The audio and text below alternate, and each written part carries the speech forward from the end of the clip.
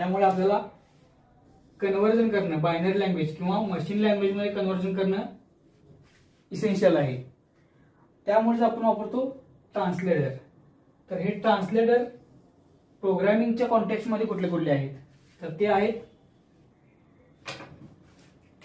नमस्कार मित्रांनो, तर आपण आजच्या व्हिडिओमध्ये बघणार आहोत की कॉम्प्युटर प्रोग्रामिंग लँग्वेज कसं अंडरस्टँड करतं किंवा त्याचं कन्व्हर्जन बायनरीमध्ये कसं होतं, प्रोग्रामिंग लँग्वेजचं कन्व्हर्जन बायनरीमध्ये कसं होतं हे आपण बघणार आहोत.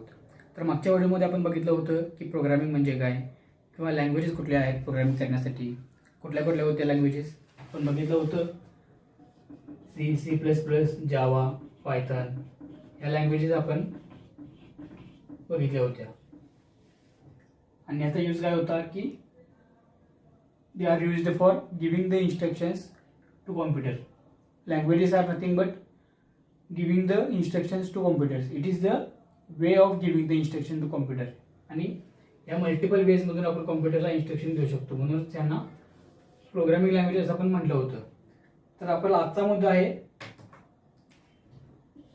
की हाऊ कॉम्प्युटर अंडरस्टँड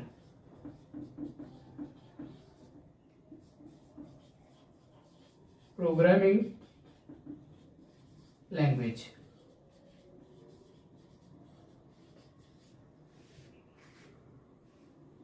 तर तुम्हाला सांगितलं होतं की कॉम्प्युटरला फक्त बायनरी लँग्वेज कळते, बरोबर आहे.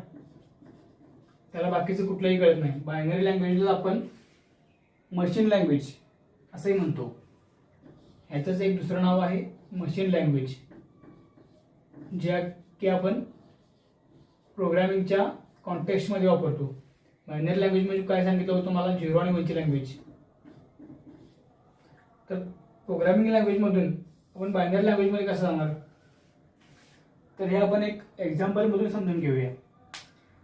तर समजा तुम्ही अमेरिकेला गेलात, तर अमेरिकेची लँग्वेज वेगळी असणार आहे, त्यांचा ॲक्सेंट वेगळा असणार आहे, त्यांची जी बोलण्याची पद्धत असणार आहे ती आपल्याला कळणार नाही, आणि आपली जी पद्धत असणार आहे ती त्यांना कळणार नाही. तर आपण काय करतो, तर आपण एक ट्रान्सलेटर घेतो, बरोबर आहे.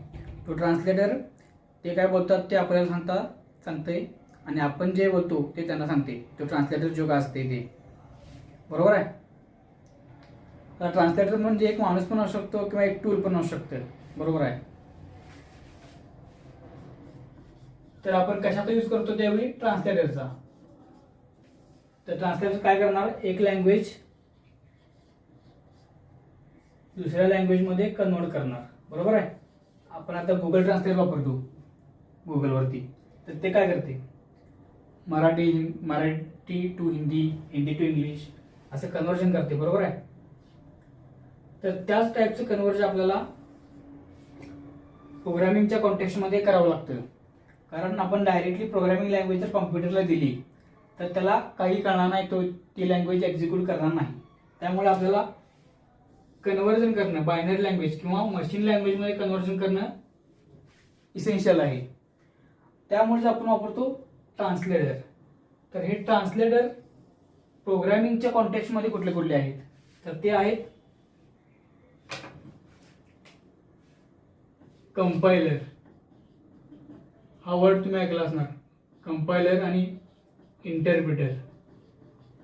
तर हे दोन ट्रान्सलेटर आहेत प्रोग्रामिंगसाठी वापरले जाणारे.